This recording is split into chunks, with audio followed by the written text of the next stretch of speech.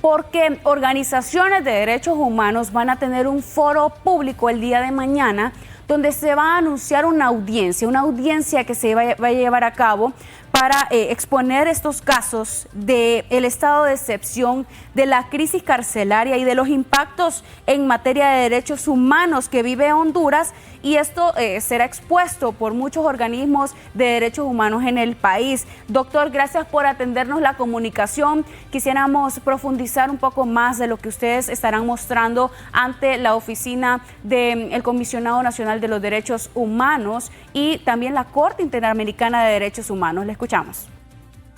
Bueno, muchas gracias. De hecho, mañana la Comisión Interamericana de Derechos Humanos, que es un órgano internacional que forma parte del sistema interamericano, ha concedido una audiencia a varias organizaciones que nos hemos constituido desde hace muchos años en una mesa de seguimiento a las sentencias de la Corte Interamericana.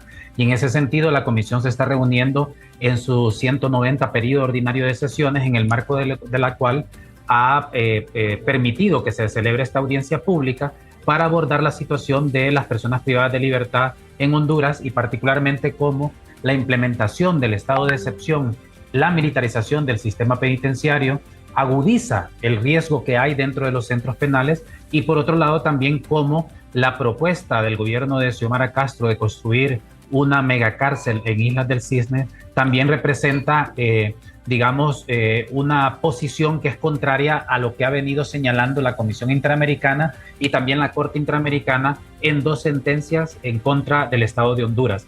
Y en ese sentido, primero a las 7 de la mañana, de 7 a 8 de la mañana, vamos a tener la audiencia pública ante la Comisión Interamericana, y luego a las 9:30 de la mañana, de 9:30 a 11, vamos a tener un foro público titulado Honduras, Estado de Excepción, Crisis Carcelaria y los impactos en materia de derechos humanos, con el objetivo de reflexionar sobre estas rutas en materia de seguridad que ha adoptado el gobierno, pero que de acuerdo con los estándares internacionales y de acuerdo con nuestras posturas, si bien es cierto, es necesario obviamente adoptar medidas represivas en contra del delito, pero por sí solas no son suficientes y es necesario un abordaje integral de la violencia y la criminalidad.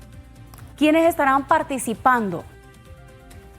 Bueno, en la audiencia pública, las organizaciones que formamos parte de la mesa de seguimiento somos la Asociación de Jueces por la Democracia, el Centro de Prevención, Tratamiento y Rehabilitación de las Víctimas de la Tortura y sus familias, el Centro por la Justicia y el Derecho Internacional, el Comité de Familiares Detenidos Desaparecidos en Honduras, COFADE, el Equipo de Reflexión, Investigación y Comunicación, el Equipo Jurídico por los Derechos Humanos y la Pastoral Social Cáritas de la Diócesis de San Pedro Sula. Una vez finalizada esta audiencia, ¿qué es lo que esperan ustedes exista como resultado? ¿Qué esperan cambiar? Bueno, como en la audiencia es una audiencia a tres. Está el Estado de Honduras, están los representantes, en este caso quienes solicitamos la audiencia, y está la Comisión Interamericana. Y por tanto, la Comisión Interamericana nos va a dar un tiempo a las organizaciones, le va a dar un tiempo al Estado para que plantee sus posiciones.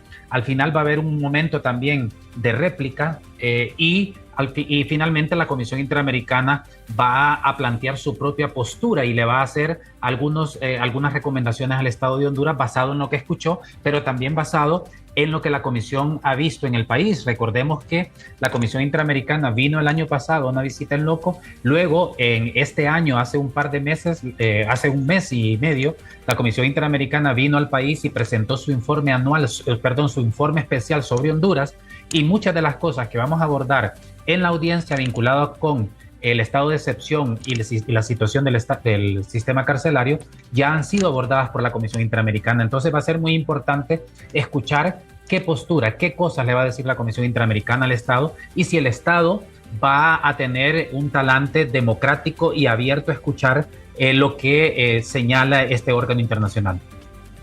Honduras, ¿cómo está? ¿Está cumpliendo o incumpliendo las recomendaciones que ha hecho la Comisión Interamericana de Derechos Humanos? ¿Estamos aplazados o estamos pasando la materia?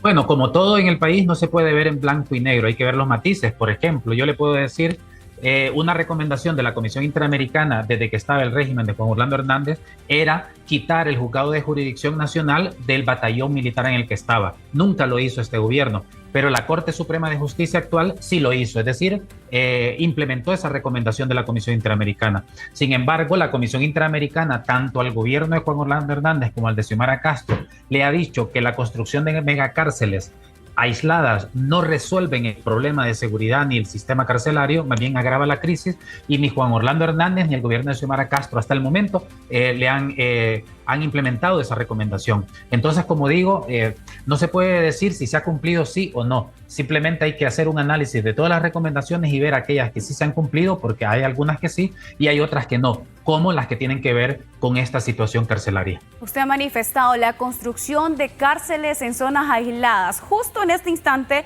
donde se está planeando la construcción de una megacárcel en Islas del Cisne. Esto será planteado al interior de la reunión y también como representante y doctor también en esta materia que usted es en derechos humanos, ¿qué impacto tendrá para el Estado de Honduras la creación de esta megacárcel en esta zona donde hemos hablado? Bueno, primero hay que decir, ¿verdad?, que la construcción de cárceles en sí misma no es algo negativo, porque forma parte de las políticas de seguridad que debe adoptar un gobierno. El problema es qué tipo de cárcel y en dónde, porque recordemos que nuestra Constitución de la República establece el principio de rehabilitación y reinserción social, y para que eso se pueda cumplir es necesario que las personas privadas de libertad tengan contacto con sus familias. Obviamente, cuando estamos hablando de que es una cárcel que está a varios kilómetros del continente y que para llegar ahí solo es posible a través de lanchas o a través de una avioneta, estamos hablando de que mucha gente con pocos recursos no va a poder visitar a su familiar, y eso implica una extensión de la sanción penal a las familias. Y por otro lado, ¿qué va a pasar, por ejemplo, con el derecho a la defensa? Porque eso implica que un abogado tiene que viajar hasta Islas del Cisne. ¿Cómo se va a comunicar con su defendido? Y por otro lado, como lo ha demostrado también las Islas Marías en México, que estuvo abierta durante un siglo, o Alcatraz en Estados Unidos alrededor de 29 años, que ¿por qué se cerraron finalmente? Porque no cumplían con su objetivo, y además otra cuestión que provocó eran graves violaciones a los derechos de las personas privadas de libertad, y que al final terminaron cerrándose. Entonces vemos que en Estados Unidos este tipo de cárceles en aislamiento, en islas o en México se han cerrado, y en Honduras se están abriendo. ¿Cómo nos dejará esto como país ante la comisión cuando usted ha señalado? Ha sido una de las recomendaciones de la comisión no construir este tipo de cárceles en zonas aisladas, alejadas, y estamos justamente llevándoles la contraria. Sí, bueno, y es que además también es una cuestión básica. ¿Cuánto le va a costar al Estado en términos económicos mantener una cárcel que está aislada? Eso es muchísimo dinero.